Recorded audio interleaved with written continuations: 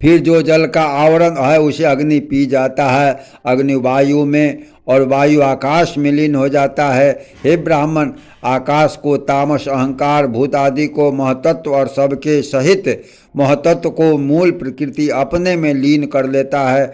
हे महामुने, न्यूनाधिक से रहित दो सत्वादि तीनों गुणों की साम्य अवस्था है, उसी को प्रकृति कहते हैं।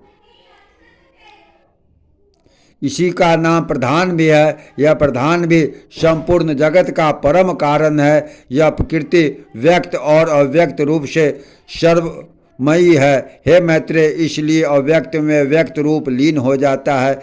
इससे पृथक जो एक शुद्ध अक्षर नित्य और सर्वव्यापक पुरुष है, वह भी सर्वभूत परमात्मा का अंश ही है। जिस सत्ता मात्र स्वरूप आत्मा से पृथक रहने वाले ज्ञानात्मा एवं ज्ञातव्य सर्वेश्वर में नाम और जाति आदि की कल्पना नहीं है, वही सबका परम आश्रय परम ब्रह्म परमात्मा है। वही ईश्वर है। वह विष्णु ही अखिल विश्व रूप से अवस्थित है। उसको प्राप्त हो जाने पर योगी जन फिर उस संसार में नहीं लौटते।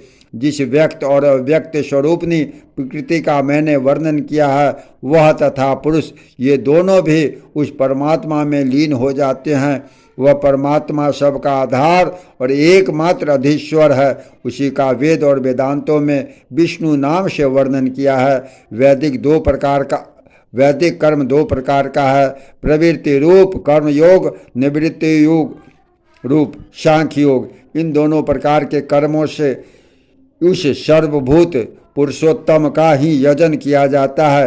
ऋग यजु और साम वेदोक्त प्रवृत्ति मार्ग से लोग उस यज्ञपति पुरुषोत्तम यज्ञ पुरुष का ही पूजन करते हैं तथा निवृत्ति मार्ग में स्थित योगी जन भी उन्हीं ज्ञानात्मा ज्ञान स्वरूप मुक्ति फलदायक भगवान श्री विष्णु ही ज्ञान योग द्वारा यजन करते हैं।